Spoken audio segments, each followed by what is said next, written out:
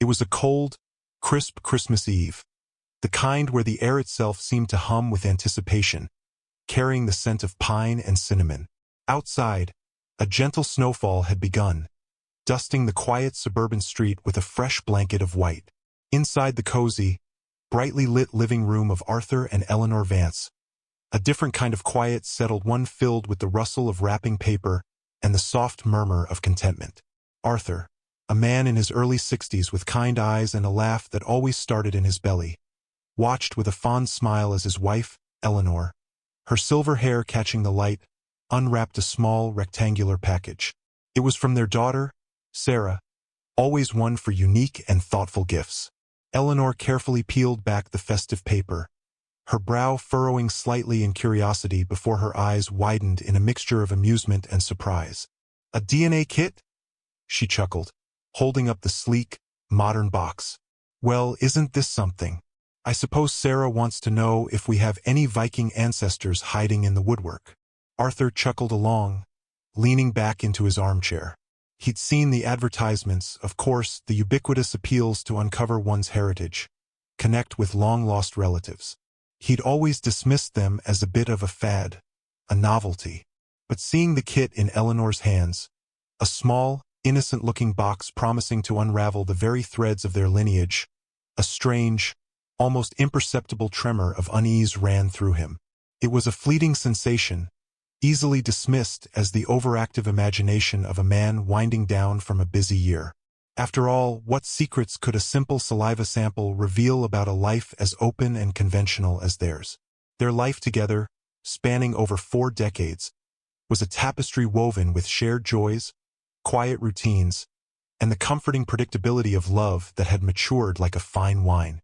Arthur, a retired history professor, and Eleanor, a beloved kindergarten teacher who still volunteered at the local library, were pillars of their community. Their home, a charming Victorian with a rambling garden, was a testament to their shared history, each antique, each faded photograph, a silent witness to their journey. They had raised Sarah, their only child, in a home filled with laughter and learning, instilling in her the values of honesty, kindness, and intellectual curiosity.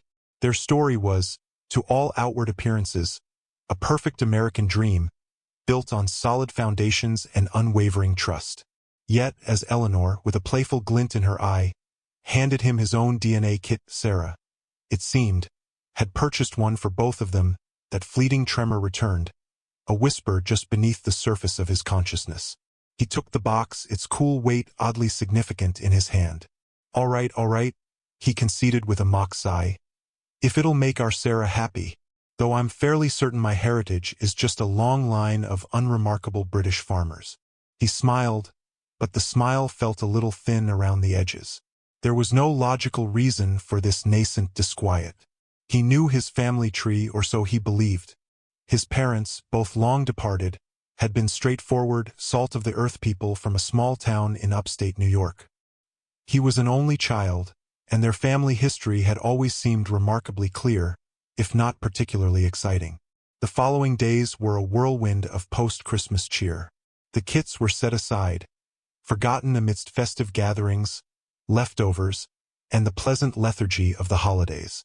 It wasn't until the first dreary week of January, when the festive glow had begun to fade and the ordinary rhythm of life reasserted itself, that Eleanor unearthed the kits. "Come on, dear," she said one rainy afternoon, finding Arthur engrossed in a historical biography. "Let's get these sent off. Sarah will be hounding us about our ancestral roots if we don't." With a shrug, Arthur complied. The process was simple enough. Spit into a tube, seal it, mail it off. A mundane chore, a brief interruption to their quiet afternoon. He thought nothing more of it, returning to the Battle of Waterloo with renewed focus. Weeks turned into a month, then another. They had almost forgotten about the kits when an email notification arrived. It was from the DNA testing company. Eleanor, always more eager for such novelties, opened it first. "Oh, Arthur, it's here," she exclaimed, her voice bright with anticipation. He ambled over, peering over her shoulder at the screen. The initial summary was typical, showing their likely ethnic breakdowns, their predicted geographic origins. Eleanor's report was exactly as expected, a mix of Irish, Scottish, and a good chunk of Northern European, aligning perfectly with the family stories of her grandparents' migrations. Then, she clicked on his report. The first few lines were unremarkable. Predominantly Western European, a touch of Scandinavian. See, he chuckled. Nothing exciting, just good old Anglo-Saxon stock. But as she scrolled down, a subtle shift occurred in the atmosphere of the room, an almost imperceptible drop in temperature. Her finger paused, hovering over a section labeled DNA Relatives. Her eyes, usually so warm and full of life, narrowed slightly, then widened. A small gasp escaped her lips, so faint it was almost swallowed by the quiet of the room. Arthur, what is this? Her voice was no longer bright, but laced with a fragile thread of bewilderment, tinged with something else he couldn't quite place. He leaned closer, his own heart beginning a slow, heavy thud against his ribs. There, listed prominently under immediate family, was a name he didn't recognize. A name he couldn't recognize. Patricia Sterling. And next to it, the words that would shatter the carefully constructed reality of his life. Full sibling. A full sibling. The words echoed in the sudden, cavernous silence of the room. He was an only child. He had always been an only child. His parents, he remembered distinctly, had always told him so. There were no hidden relatives, no long-lost aunts or uncles, certainly no secret siblings. The world tilted on its axis. The meticulously organized library of his memories, the carefully catalogued facts of his life, suddenly burst open, scattering into a chaotic, incomprehensible mess. His mind, usually so clear and analytical, felt like a broken kaleidoscope, each fragment of his past now distorted and unreadable. Eleanor turned to him, her face pale, her eyes wide with a mixture of confusion and dawning horror. Arthur. Who is Patricia Sterling? Her voice was barely a whisper now, filled with an unbearable question. He stared at the screen, then at her, then back at the name, as if the letters themselves would rearrange and make sense. But they didn't. They remained, stark and undeniable. Patricia Sterling. Full sibling. His mind raced, desperate to find a logical explanation.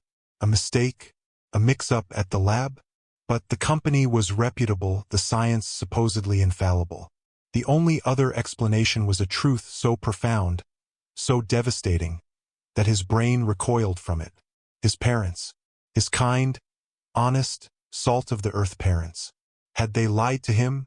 For 50 years? The thought was a searing brand, burning through the layers of cherished memories. He remembered his childhood, idyllic and stable. His mother, Mary, with her gentle hands and comforting stories. His father, Thomas, a man of few words but immense integrity. How could they have kept such a secret? And why? The questions swirled, a maelstrom of confusion and betrayal. The cozy living room, once a sanctuary, now felt like a stage for a cruel, cosmic joke. The festive scent of pine had been replaced by the acrid smell of burning doubt.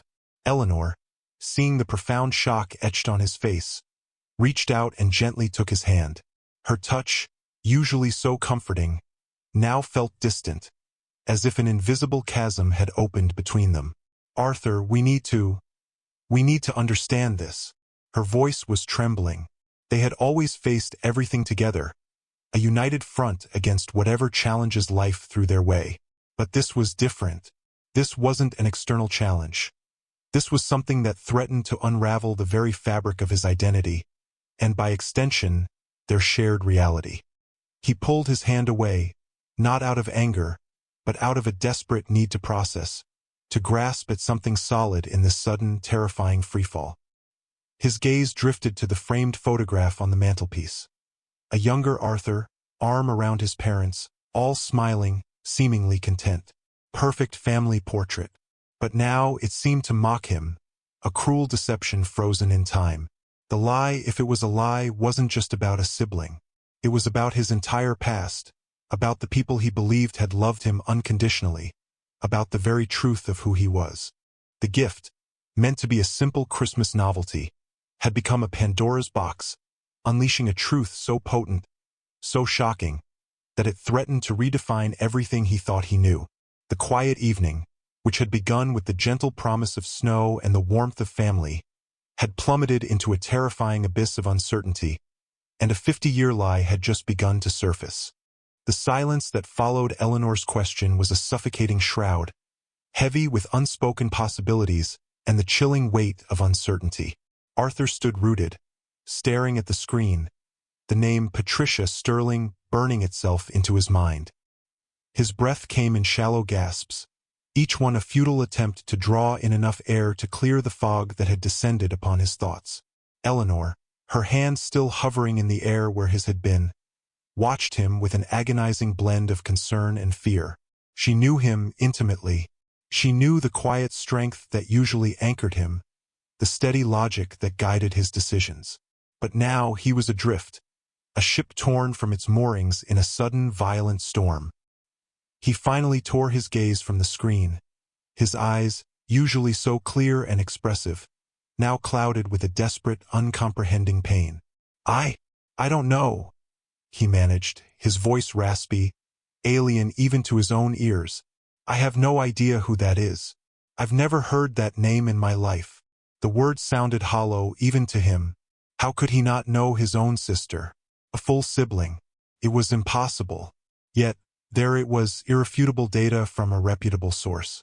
Eleanor, with a quiet strength that emerged in moments of crisis, took the laptop and gently closed it, as if shielding him from the relentless glare of the truth. "We need to figure this out, Arthur," she said, her voice soft but firm. "There has to be an explanation. A mistake, perhaps. Or something we don't understand." She tried to inject a note of optimism, but her eyes betrayed her.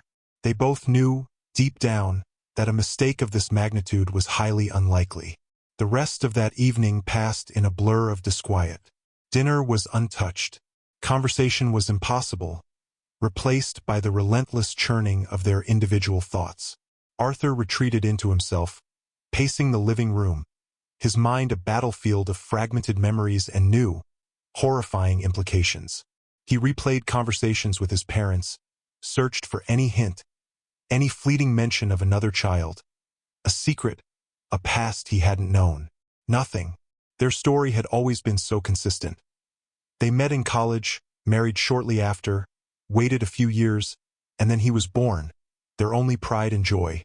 The narrative was so deeply ingrained, so utterly unshakable, that the idea of it being a fabrication felt like an assault on his very sanity. He remembered his mother, Mary, a woman with soft, kind eyes and a laugh like wind chimes. She was meticulous, organized, and deeply loving. His father, Thomas, was a stoic man, a carpenter by trade, whose hands were rough but whose heart was true. They had lived simple lives, devoted to each other and to him. He remembered Christmases, birthdays, family vacations to the coast. Every memory was infused with their presence, their love, their unwavering support. To think they had harbored such a monumental secret, for 50 years, about him, felt like a profound betrayal that shook the foundations of his world. The next morning, the sun rose, casting long, indifferent shadows across the living room. But no light seemed to penetrate the gloom that had settled around Arthur. He barely slept, tormented by dreams that twisted familiar faces into grotesque masks of deception. Eleanor, equally troubled, tried to find practical steps. She suggested they contact the DNA company, inquire about the possibility of an error. Arthur agreed, clinging to that faint hope, however unrealistic it felt. The customer service representative was polite but unyielding. Their tests were highly accurate. A full sibling match was virtually infallible, indicating a shared set of parents. The news extinguished the last flickering ember of hope, plunging them further into the icy grip of reality. "Shared parents?" Arthur repeated dully, hanging up the phone. "That means one of them or both of them lied for 50 years. The words hung in the air, sharp and painful. The implication was stark. Either Mary and Thomas were not his biological parents, or one of them had a child from a previous relationship they had never disclosed. The latter seemed more plausible, yet equally devastating. Why the silence? Why the deception? Eleanor, ever the pragmatist, then suggested they try to contact Patricia Sterling. She might be able to shed some light on this, Arthur. She's your sister, after all. The word sister felt alien on her tongue, and even more so in Arthur's mind. He resisted initially. The thought of confronting this stranger, this living embodiment of a 50-year lie, filled him with a mixture of dread and a simmering, unfamiliar anger. But curiosity, a potent and insistent force, eventually won out. He needed answers. He deserved answers. Through the DNA company's messaging system, he sent a tentative, emotionally fraught message to Patricia. It was brief, almost curt, a desperate attempt to maintain some semblance of composure in the face of overwhelming chaos. My name is Arthur Vance. My DNA results indicate we are full siblings. I was raised as an only child. I am seeking to understand this.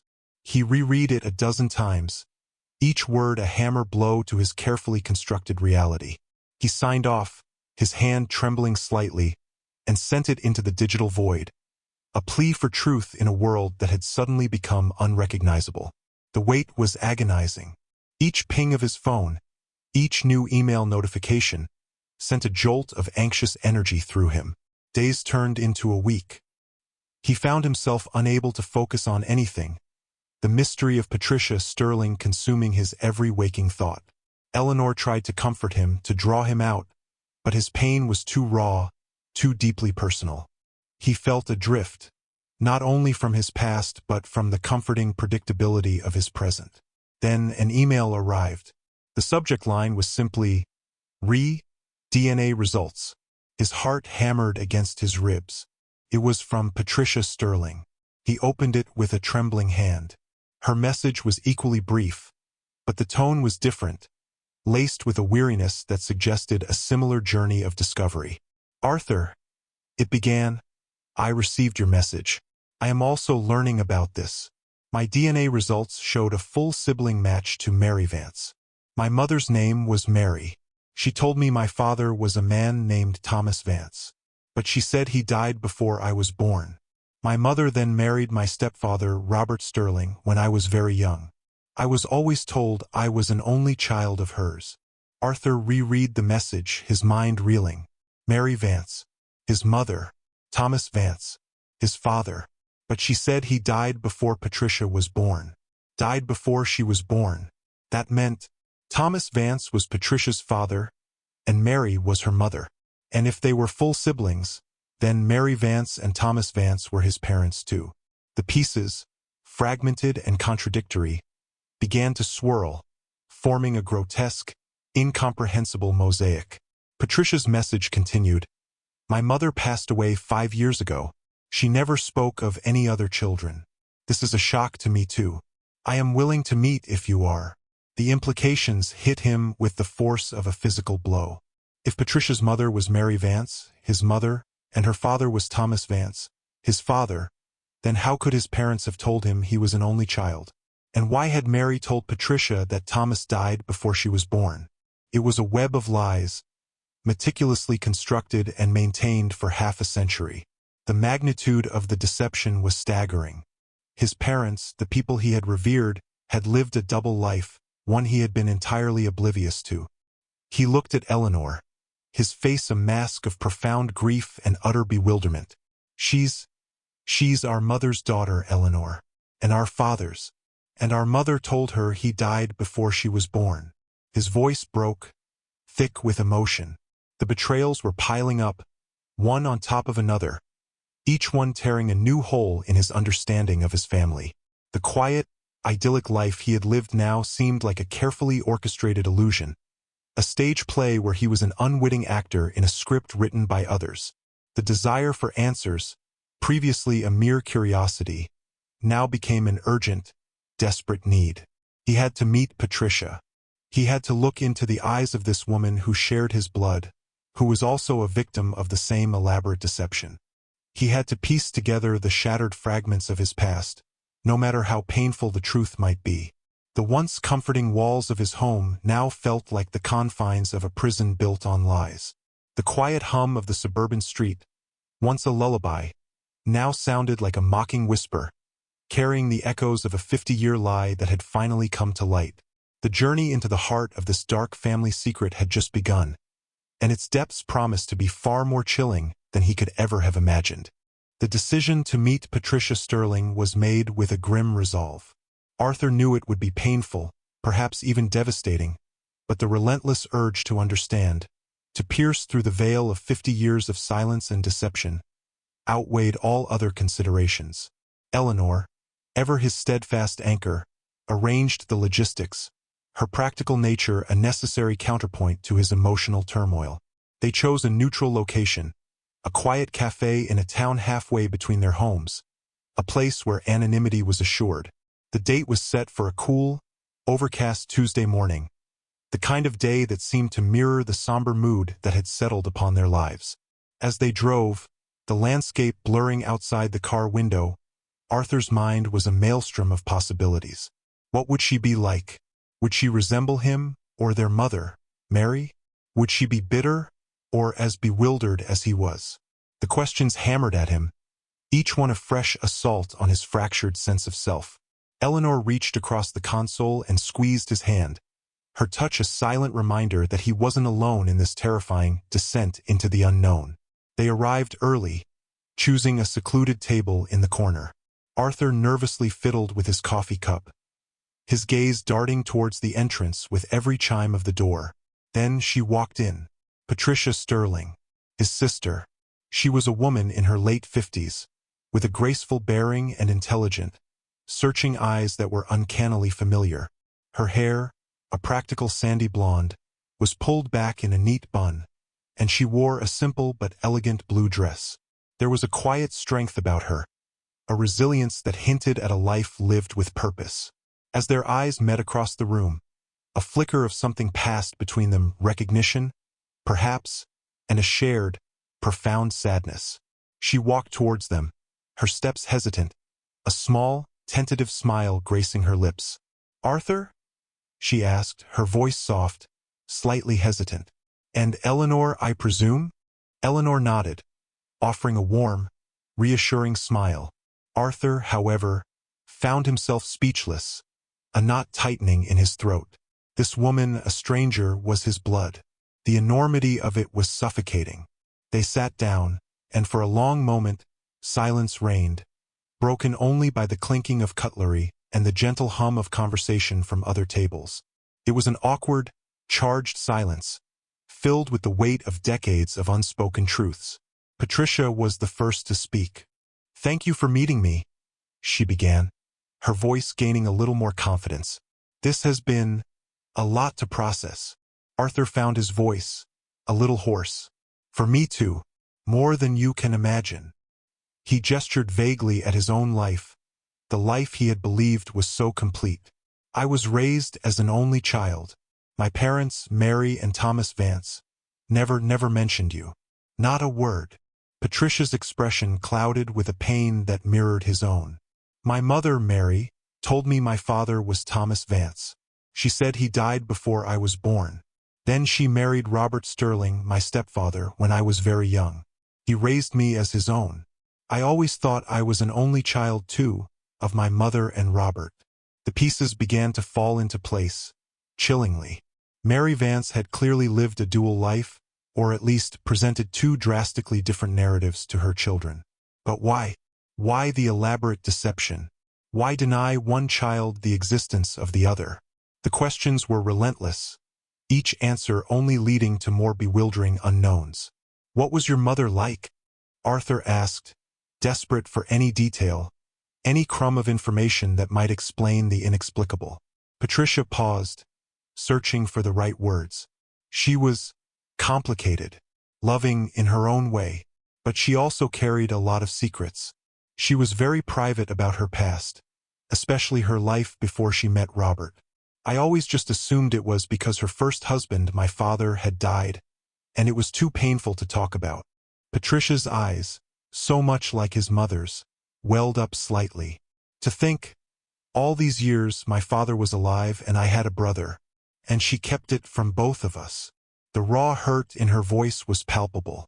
They spent hours talking, piecing together fragments of their separate lives, searching for overlapping threads. Patricia revealed that her mother, Mary, had indeed been very young when she had Patricia. She had lived in a small, rural town in Ohio before moving to California with Robert. This was a critical detail. Arthur's parents, Mary and Thomas, had met and married in upstate New York, far from Ohio.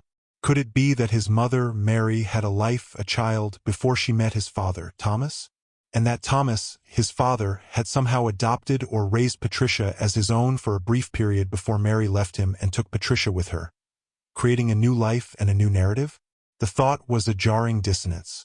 If Patricia was his full sibling, they shared both parents. This meant his mother, Mary Vance, was Patricia's biological mother, and his father, Thomas Vance, was Patricia's biological father. So, the question shifted. When had they had Patricia? And why was she given away, or her existence concealed, from him? Patricia shared faded photographs, pictures of a young Mary, looking strikingly similar to the woman Arthur knew as his mother. There was one photo, in particular, that caught Arthur's breath. A black and white snapshot of a beaming young Mary, holding a tiny infant.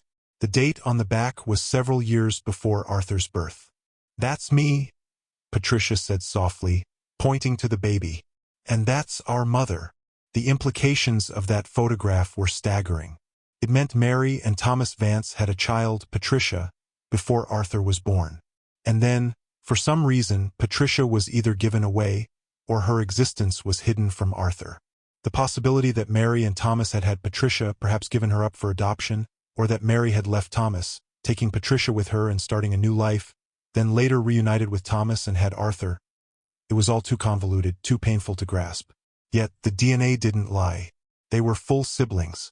As they delved deeper, a pattern of evasiveness from Mary began to emerge in Patricia's stories. Mary had always been vague about her early life, quick to change the subject whenever old photos or distant relatives were mentioned. She had carried a quiet sadness, a hidden grief that Patricia had always attributed to the loss of her biological father. But now, it seemed, that sadness was rooted in a far more complex and deliberate deception. Arthur shared details of his own upbringing, the unwavering stability, the seemingly perfect family unit. "They were so loving," he recounted, his voice thick with emotion, "so devoted. To think that all that time there was this huge part of their lives and my life that was kept secret. The pain was not just from the discovery of a sister, but from the shattering of the image of his parents, the erosion of the trust he had implicitly placed in them." As the hours passed, a fragile bond began to form between the two strangers, united by the shared trauma of a 50-year lie. They found common ground in their shared bewilderment, their mutual longing for answers, and the profound sense of betrayal. Patricia spoke of her own journey of discovery through the DNA kit, how she too had been stunned to find a full sibling, and how she had spent weeks grappling with the implications before Arthur's message arrived. "It's like our entire pasts were built on quicksand," Patricia murmured, stirring her now cold coffee. "Every memory, every assumption, now feels unstable." Arthur nodded, the sentiment resonating deeply within him. The carefully constructed edifice of his life, built on what he believed were solid foundations, was crumbling around him. The discovery of Patricia wasn't just about adding a new person to his family tree. It was about fundamentally reshaping the entire tree, exposing roots that had been deliberately pruned and hidden. The conversation with Patricia, while providing some new clues, also deepened the mystery, pushing them further into a labyrinth of family secrets. The cafe, once a neutral meeting ground, now felt like the antechamber to a painful truth, a truth that seemed to stretch back through generations, whispering its insidious secrets from the shadows of a hidden past. The initial meeting with Patricia, while emotionally draining, had also ignited a desperate, urgent need for answers. The fragmented clues they had gathered, Mary's secretiveness, the timing of Patricia's birth before Arthur's, the conflicting narratives about Thomas Vance's fate, suggested a far more intricate and painful story than either of them had anticipated. The bond forged in shared bewilderment spurred them on. They decided to combine their efforts, sifting through old documents, newspaper archives, and, most agonizingly, the few remaining personal effects of their mother, Mary Vance, who was no longer alive to provide explanations. Arthur, with Eleanor's unwavering support, pored over old family albums, looking at his mother's face with new eyes, searching for any flicker of the secret she had carried. He found a small, unmarked box in the attic, tucked away behind dusty photo albums. Inside, wrapped in yellowed tissue paper, were a few brittle letters, dated from the early 1960s. They were addressed to Mary from a woman named Sarah Jenkins, writing from a town in Ohio. The letters spoke of the little one, of difficult decisions, and of a heavy heart. One letter in particular was chillingly explicit. "I know it was hard, Mary, but for the best. Robert will give her a good life. And no one needs to know about Thomas. It's a clean slate for you." The truth, raw and devastating, began to emerge from the faded ink. Mary and Thomas Vance, it seemed, had conceived Patricia out of wedlock, at a time when such circumstances carried immense social stigma. The Sarah Jenkins of the letters was likely a family friend or relative who had helped Mary through a difficult pregnancy and the decision that followed. Instead of getting married immediately or raising the child together, a more desperate and complex decision had been made. Patricia had been born and, for reasons still unclear, quickly adopted or taken in by Robert Sterling and his wife, perhaps with the understanding that she was Robert's biological child from an earlier, unacknowledged relationship with Mary. The letter implied that Thomas Vance's involvement was to be erased entirely, for Mary's sake and for Patricia's new life. This meant Thomas Vance hadn't died. His existence as Patricia's father had simply been erased from the narrative.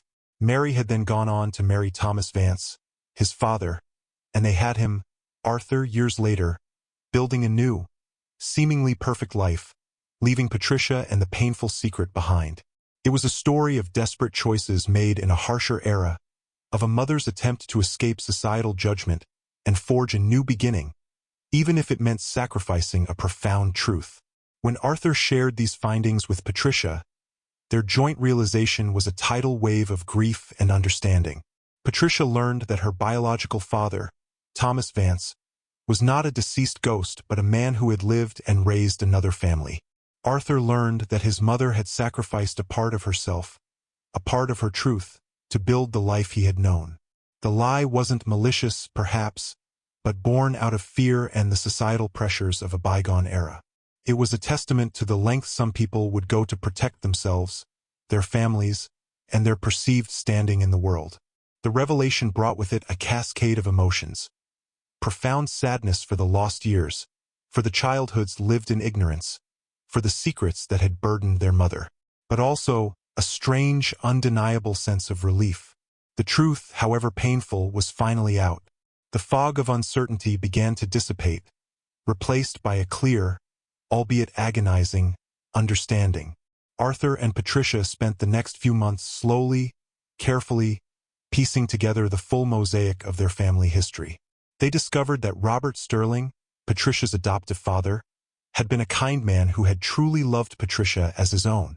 He was likely aware of the circumstances but chose to protect Mary and give Patricia a stable home. The Sarah Jenkins mentioned in the letters turned out to be Mary's distant cousin, who had indeed assisted her during that difficult period. They even managed to track down some distant relatives who, hesitantly, confirmed whispers of a long-ago scandal involving Mary and a child born before her marriage to Thomas, a secret that had been carefully guarded for decades. This journey of discovery was not without its challenges. There were moments of anger, of frustration, of deep, aching sorrow for the lives they might have had, the relationships that were denied. Arthur wrestled with the image of his parents, reconciling the loving figures he knew with the individuals who had harbored such a monumental secret. Eleanor was a pillar of strength, reminding him that love and deception, while painful, could sometimes coexist, especially when born from desperation rather than malice. Slowly, tenderly, Arthur and Patricia began to build their own relationship. They were strangers with a shared past, united by a truth that had shattered their respective worlds, but also, paradoxically, brought them together.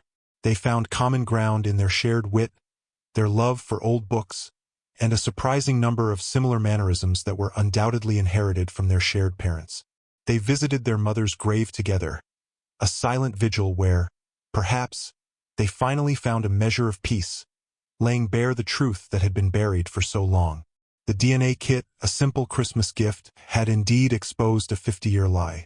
It had shattered a carefully constructed illusion, bringing with it a torrent of pain and confusion. But it had also, against all odds, brought forth a new beginning.